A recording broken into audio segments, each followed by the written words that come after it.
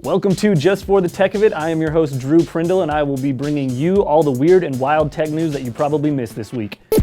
All right, we're gonna start off a little bit different this week. I'm gonna talk about something that's not necessarily new, but it is still pretty damn interesting. It's called ASMR. Some of you might already know what this is, but for those of you who don't, ASMR stands for Autonomous Sensory Meridian Response. It's a euphoric experience that's characterized by this pleasurable, static-like tingling feeling that you can get from listening to certain sounds.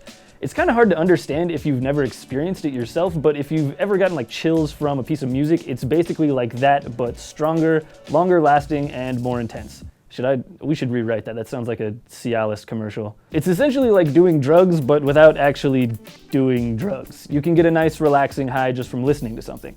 But the weird thing about it is that you've got to listen to certain sounds to get these so-called triggers that set off the static tingly feeling. You can't just listen to music. You've got to listen to things that don't really have a predictable pattern that your brain can perceive, like somebody crinkling paper, or turning the pages of a book, or just whispering softly into a microphone. Now here's where it starts to get a little bit weird.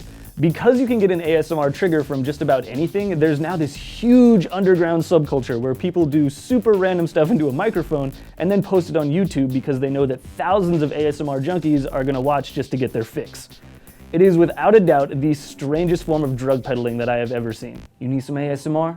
I got what you need, man. I got crinkles, I got whispers, I got people eating chicken wings for half an hour.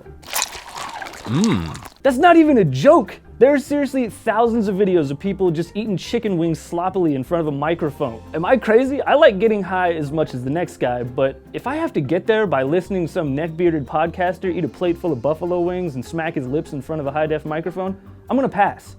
All right, moving on. Let's talk about the Bionic Olympics. So earlier this week, the Swiss Federal Institute of Technology announced a new competition called the Cybathlon. It's basically an Olympic-style event designed specifically for assistive technologies like powered wheelchairs, bionic limbs, and robotic exoskeletons. They're planning to hold the event later this year, and teams from all over the world have already signed up to participate. The idea is that by putting these assistive devices to the test in a head-to-head competition, we'll begin to drive these technologies forward, sort of like how NASCAR and Formula One races have led to advances in automotive technology. It's a pretty cool idea, but the thing is, because the focus is on assistive devices that help disabled people in their everyday lives, the competition won't be centered around athletic events. Organizers haven't shared specifics with the public quite yet, but no matter what events they choose, this is pretty much guaranteed to be more entertaining than the regular Olympics. Have you seen the stupid events that we do at the Summer Games? Synchronized swimming? Equestrian dressage? Rhythmic gymnastics? Are you serious? Rhythmic gymnastics. If I wanted to see a barely dressed teenager prance around with a hula hoop and dance awkwardly to music that I don't like, I just go to a rave. All right, last but not least, let's talk about eternal data storage. So this past Tuesday, researchers from the University of Southampton announced that they've perfected a technique for recording data in 5 dimensions and then keeping it safe for billions of years.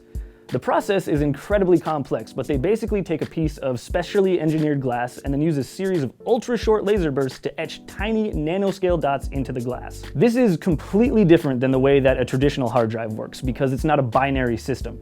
Information isn't stored as a series of ones and zeros like normal. Data is actually encoded in these dots by adjusting their size, their orientation, and their position in 3 dimensions. So you can store a ton of information in a relatively small amount of space. Each one of these tiny little disks can store 360 terabytes of data. That's 360,000 gigabytes.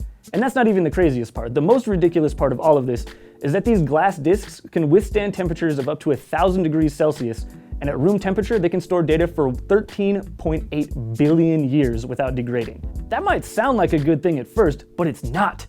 You're gonna look like an idiot when 1 billion years from now, Zorgok's Delta 7 discovers the annals of human history, and the first thing he sees is your stupid cinnamon challenge video from 2009. You're an embarrassment to all of humanity. Everything that you post online can be recorded for eternity. Just think about that next time you consider making another ASMR chicken wing video. That does it for this week, but be sure to tune in next week for more weird and wild tech news.